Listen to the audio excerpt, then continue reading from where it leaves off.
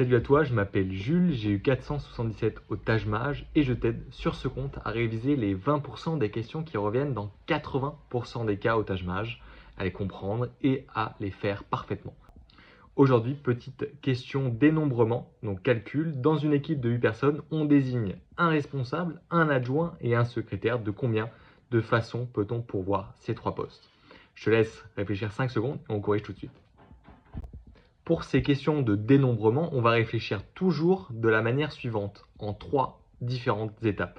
La première étape, ça va être de poser nos tirets. Tu vas le voir, je vais l'expliquer. La deuxième étape, ça va être de remplir justement ces tirets. Et la troisième et dernière étape, ça va être de se poser l'ultime question pour pas justement tomber dans le panneau. On se retrouve tout de suite pour la correction. Super. Bon, la première étape, ça va être de poser nos tirets. Combien justement on doit pourvoir de postes? On a 3 postes à pourvoir, on pose 3 tirets. La deuxième étape, ça va être donc de remplir ces tirets. Le premier tiret, c'est le poste de responsable. Bon, on a notre groupe avec 8 personnes. Combien on a de possibilités de remplir justement ce poste? Bon, on a 8 personnes dans ce groupe, on a donc 8 possibilités de remplir ce poste différentes. Ok, on va mettre 8. Passons au prochain, l'adjoint. On a déjà mis quelqu'un au poste de responsable. On a donc 8 moins 1, forcément, personne. Donc 7 personnes à ce poste. Maintenant, au troisième poste, le secrétaire ou la secrétaire, on a donc pas 8, pas 7, mais bien 8 moins 2, donc 6 personnes possibles à ce poste.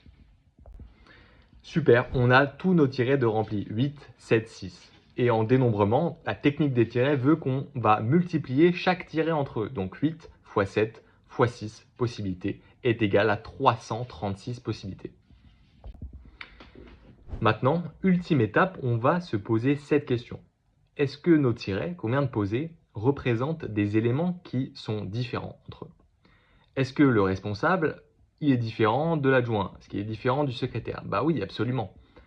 Puisque ces jobs-là, ces tâches-là, ces postes-là sont différents entre eux. Un adjoint n'est pas le même que le responsable, il n'a pas les mêmes responsabilités. Donc on aura bien notre 8 fois 7 fois 6 est égal à 336.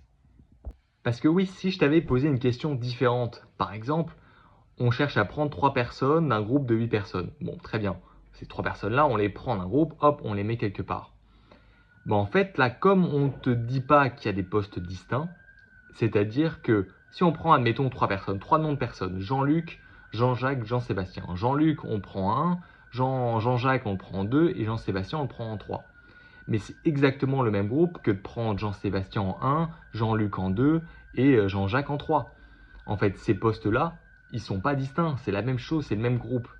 Donc, on va diviser par 3 factoriels quand on est justement dans cette situation que les postes ne sont pas distincts. J'espère donc que tu auras bien compris cette notion de dénombrement qui est très simple en 3 étapes. La première étape, c'est tu me poses tes tirets. En deuxième étape, tu me remplis ces tirets et tu me multiplies ces tirets entre eux. Et en troisième étape, l'ultime étape, c'est tu te poses la question si justement ces personnes-là, ces rôles-là, sont-ils différents, sont-ils distincts ou non?